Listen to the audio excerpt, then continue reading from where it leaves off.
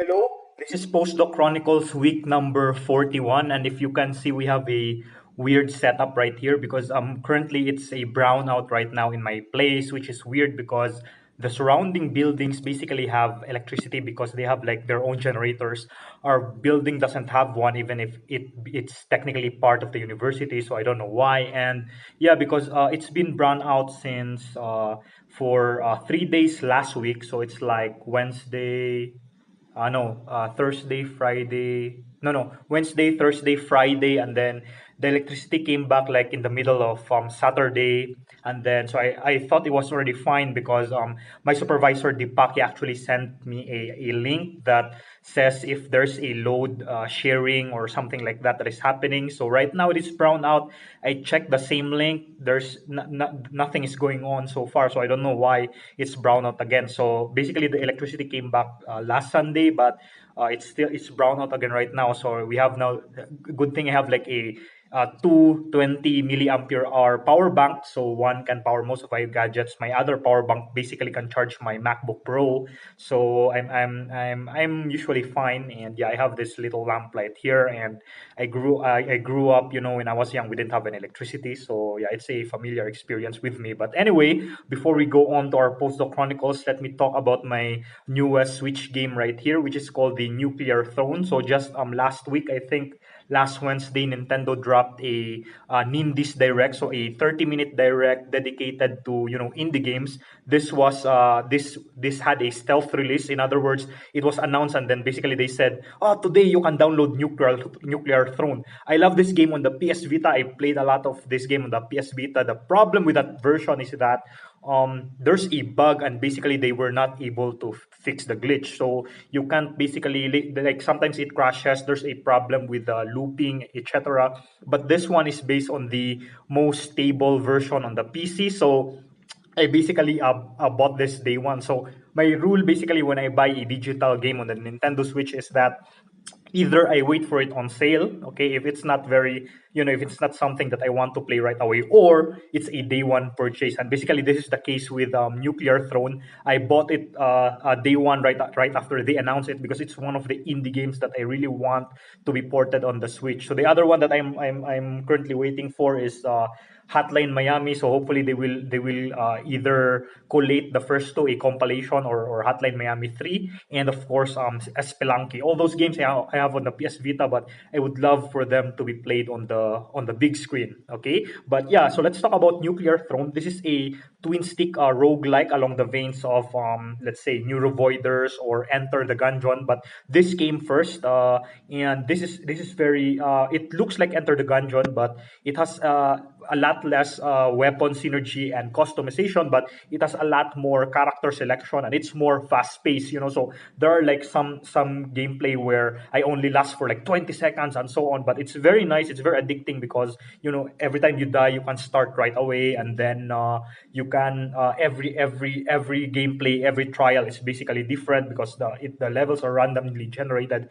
It is insanely hard, and the characters are very much very unique from each other. Okay, so it's a different experience from Enter the Gungeon. Again, like I said, it's very fast paced. You can play it for like a minute, 5 minutes, and so on, and it's really hard. So there are also like weekly runs and daily runs, and then there's like a preset randomized dungeon, and then you can compare how you performed like versus the world. So like my first try, for example, I did a daily. I ranked like in 150 or something among all everyone who's been playing. But yeah, I'm still unlocking the characters, and I'm really enjoying it so far. And then after the Nindies Direct, there's also a huge indie sales, and I basically got some additional games because, like I said in the last post of Chronicles, I only got the new pinball set for my birthday gift, and there's basically a balance left on my Nintendo eShop account. So the rest of them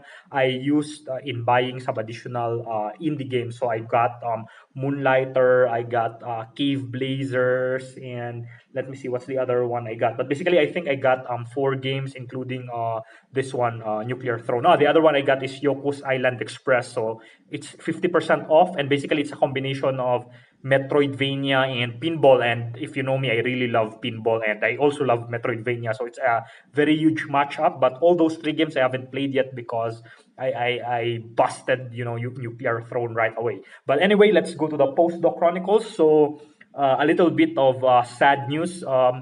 In I believe last Monday, CMS basically just produced their preliminary results. So it's preliminary; it's not yet published. It's still it's not even in archive yet. But basically, they already released it to the public, and of course, basically, once they release it, it will basically like look.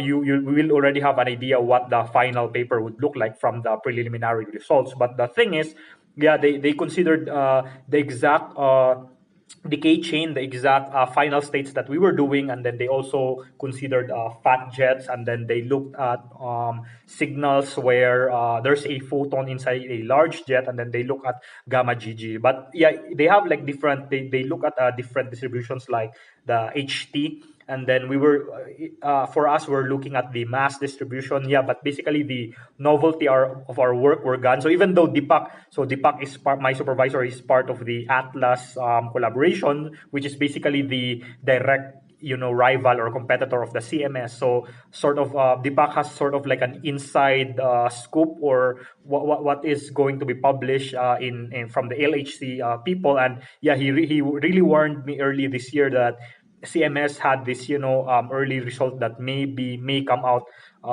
sooner, and then so we tried to, make work on our paper as fast as we can, but unfortunately, we weren't able to make it, and most of it is, on can be blamed on my part because yeah, there are a lot of the things when you do things in phenomenology and particle physics, and like I said before, it's a new field for me. There are a lot of things that are obvious to a phenomenologist and to an experimental physicist that for me when I do it I'm like, really, how, why do we do this and why do we do that and so on. So there are a lot of like, from the point of view of a phenomenologist or an experimental physicist would be trivial that me personally, like for example, I'm plotting stuff and then I would make a trivial mistake the moment Jong and Deepak would look at it because for example, I forgot some factor, I didn't do this or I didn't do that. So the paper is still, in the pruning process sort of, and I think yeah, it's almost done soon, and we're doing some final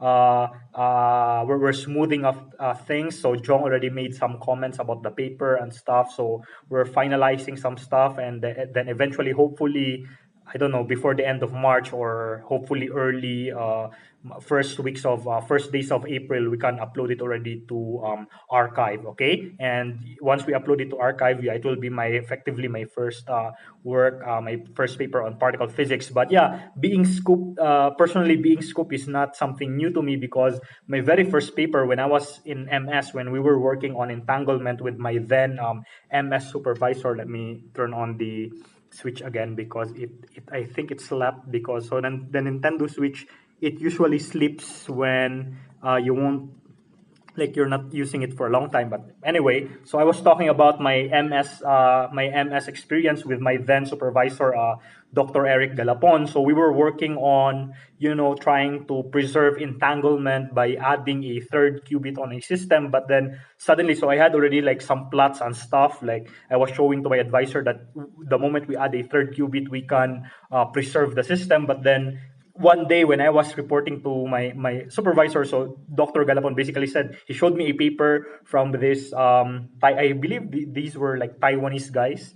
So he was showing me plots. He was showing me a paper that was released during that day. I think it was in PRA, and it was like, look at these plots. Do they look familiar? Do they look familiar? I'm like, damn it, these are exactly our results that we're currently working right now. And so basically during that time we were scooped, and what we had to do is, we had to improve on our work. We had to, show that what we're doing is an improvement or is something better than the guys, that what the Taiwanese guys did on them adding a third qubit on the system. So that's basically what we're doing now on this current stealth paper. So we will try to justify. So even though the novelty is gone, CMS already came forth with that paper, then we would try now to to prove that our method, our sensitivity is better than what they're doing. Because so far right now, at least if I didn't make any mistake, our signal is very much higher than the background, and when we calculate the sensitivity, the efficiency, it's really very good. Okay, but so now we're trying to finalize the paper, and hopefully we can submit it ASAP. Okay, but yeah, unfortunately I can't like generate some events on my MacBook Pro, because basically, so I can, maybe right now I can add some additional things on the paper, like additional references, additional fleshing out some discussions. But yeah, I can't like simulate events, Monte Carlo events, because it uses a lot of MacBook juice of the battery. And unfortunately, I didn't charge it while I was in school. I didn't expect that it would be brown out again, because I told myself, it was already brown out like for 3 days last week. So I mean, I think they already fixed the problem, but here we are. Okay, so but anyway, so I think I'm gonna like just read some stuff right now, flesh out some discussions on that draft that we're working on, and again, hopefully